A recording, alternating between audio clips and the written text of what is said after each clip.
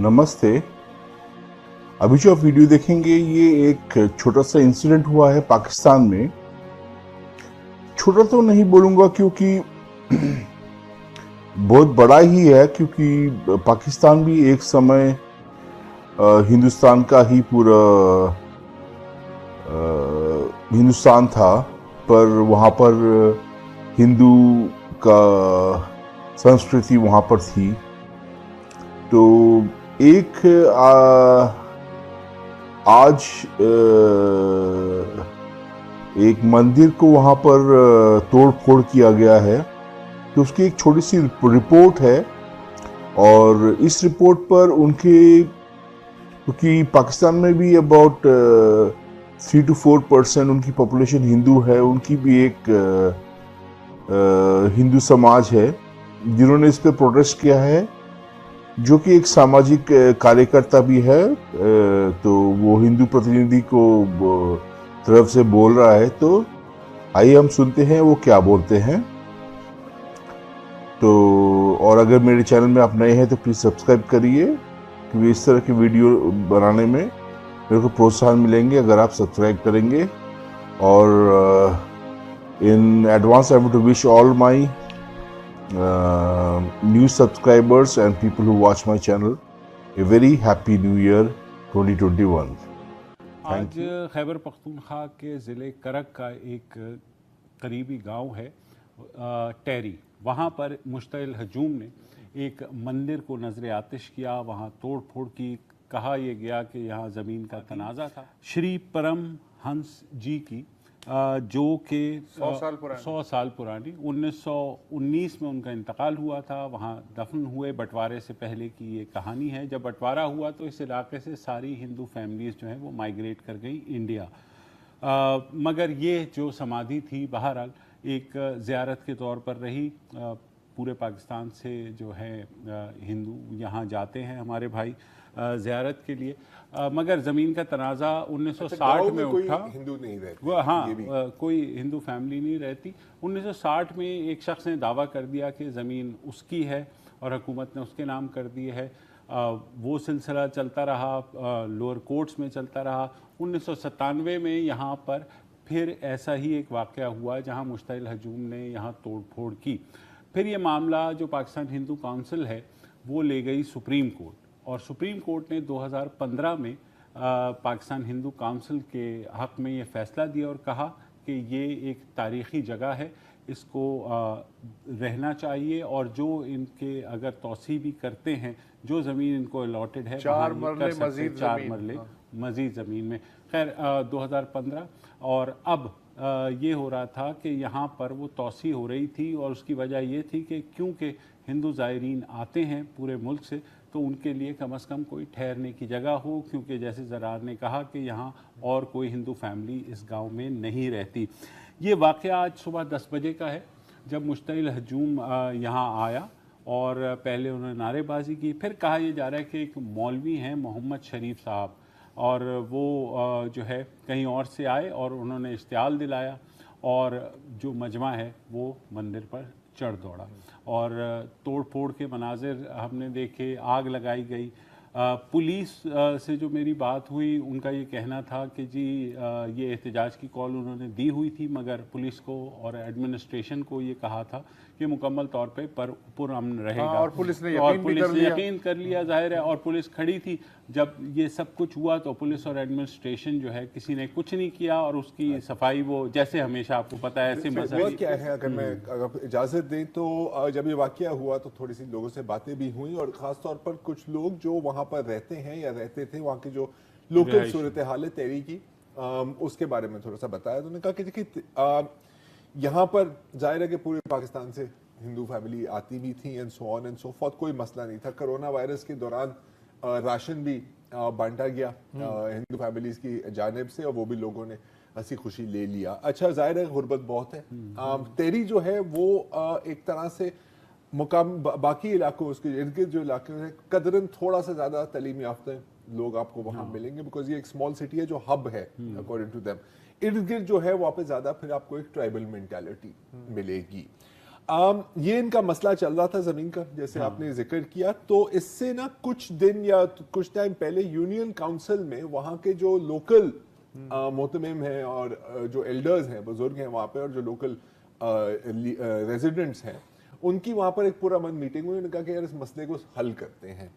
फिर क्या हुआ कि कुछ लोगों ने हंगू से इस मौलाना साहब को बुलाया। ठीक है, अच्छा, ये जो वीडियोस और ये जो जिनकी आप स्टिल्स देख रहे हैं, ये भी कहां से आई? ठीक है, किसी ने बनाई है ना। तो वहां के लोकल्स ने बनाई, इसलिए नहीं कि ये देखें कि हमने क्या कारनामा किया है, एज कॉन्डेमनेशन, कि यार लोगों को पता लगे। अच्छा, उनकी जो वीडियोस है, उनके एक फेसबुक पेज भी है, और मैंने ये वीडियो खुद नहीं देखी, लेकिन उसमें वो पूरी वो स्पीच है जिसमें मौलाना साहब फखर से, अकॉर्डिंग टू देम, कह रहे हैं कि जी मेरा JUIFA से ताल्लुक है, and so on and so fourth. ठीक है, अच्छा, एक अगर मसला था वहां पर लोकली, वो ये था कि अगेन जैसे मैंने कहा कि ये गरीब इलाका है, तो मुकामी लोग कह रहे थे कि बहुत जो वहां पर जो हिंदू विजिट भी करते हैं ना, वो फिर वहां पर थोड़ी सी जमीन भी खरीदने लग जाते हैं। तो क्योंकि वहां पर लोगों को पैसे की भी जरूरत है, उनके पास पैसे हैं, तो इससे थोड़ी सी रिजेंटमेंट पैदा हुई थी, लेकिन इस हद तक नहीं कि लोकल्स ये काम करें। तो जाहिर है मुकामी लोग यही कहेंगे, और मैं मान सकता हूं कि कुछ इन्वॉल्वमेंट होगी, लेकिन जितने भी लोगों से मेरी बात हुई है वो ये है कि लोगों को जमा किया गया था, जैसे हमने अक्सर इस तरह की बात ये है कि चलो जमा किया गया। मसला ये कि DPO करक जो है इरफानुल्लाह, उन्होंने बड़ी मजेदार बातें की। एक तो उन्होंने इस बात पे यकीन कर लिया कि मजमा पुरअमन रहेगा, लिहाजा उन्होंने कहा चलो यार जबान दे रहे हैं तो जाहिर है पुरअमन ही रहेंगे।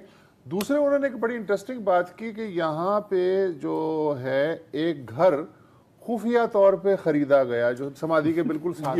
मुझे कोई ये समझाए कि घर या प्लॉट खुफिया तौर पे कैसे खरीदा जाता है।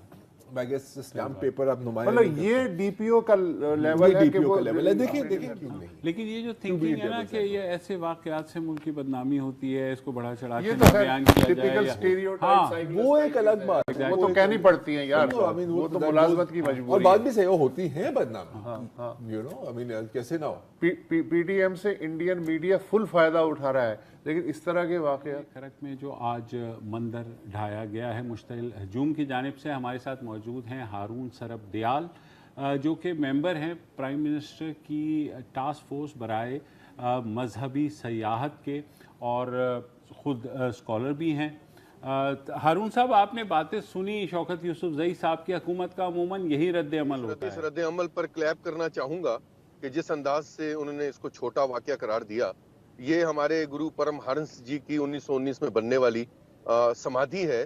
हमारे यहाँ इनको औलिया अल्लाह के नज़दीक तशबीह दी जाती है, और जो हमारा धर्म है, सनातन धर्म में, हिंदुइज्म में भी पहले जो 4 मज़ाहिब हैं, उसमें जो पहला धर्म हमारा शिवाइज्म है, उसमें जो योग संस्कृति है या संप्रदाय है, उसकी पाकिस्तान की जो सरजमीन है, उसकी बहुत बड़ी इंडिया में गोरखपुर के बाद जो दूसरी बड़ी सीट जो है वो इस संप्रदाय या इस मसलक की, वो हमारी जेहलम में जोगी टिल्ला है, गोरख टिल्ला है, उसके बाद पेशावर का गोरख टिल्ला, गोरखनाथ टेम्पल है, उसके बाद कोहाट है, फिर करक का नंबर उसके बाद आता है, और उसके बाद डेरा इस्माइल खान में जोगी मोहल्ला इस बात की तारीख और वो जगह इस बात की गवाही है, फिर डेरा गाजी खान और मुल्तान, और इस तरह सिलसिला जो है वो इस दुनिया के इस खित्ते में से होता हुआ पूरी दुनिया में ये फैलता है। तो मैं समझता हूँ कि ये छोटा वाकया नहीं है, और जो इस जोगी या जोग संप्रदाय के मसलक से ताल्लुक रखने वाले पूरी दुनिया में है, उनके लिए आज का वाकया इंतहाई अहमियत का हामिल है। और हम बड़े रंजीदा इस एतबार से है कि मैं बड़े फख्र से कहता चला आया हूँ कि अल्लाह रब्बुल इज़्ज़त का एहसान है कि पाकिस्तानी, और उससे बढ़कर एहसान ये है कि मैं खैबर पुख्तनख्वा का बेटा हूँ। लेकिन आज मेरा सर शर्म से ये देखकर झुक गया है कि मेरी ही सरजमीन पर जो मजहबी जो एहतराम है उसकी धज्जियां उड़ा दी गई, और ऐसे तबके ने उड़ाई के जो कि खुद इस्लाम की फजीलत के जो है वो दाई है। मैं खुद मास्टर इन इस्लामियात हूँ और इस्लाम की फजीलत, अहमियत, हकानियत से बखूबी वाकिफ हूँ। फ़िक़्ह, हदूद, ताज़ीर, इनसे अल्लाह ताला ने मुझे इनके रूशनास कराया। और बींगा हिंदू मजहबी स्कॉलर में पाकिस्तान के जय्यद उलमा, जिनमें डॉक्टर किबला यास साहब जो इस्लामी नजरियाती कौंसिल के चेयरमैन है, डॉक्टर हाफिज अब्दुल गफूर साहब, मदनी साहब, चारों सूबों के जो उलमाए दीन हैं या इंटरफेथ एंड हार्मनी के जो चैंपियंस हैं, उनके 2006 से उनके इंतहाई करीब रहकर प्यार मोहब्बत बांटने के लिए सिलसिले को जारी रखा हुआ है। लेकिन आज का जो वाकया है, मैं समझता हूं कि ये इंतहाई दिल दुखा देने वाला, दहला देने वाला वाकया है।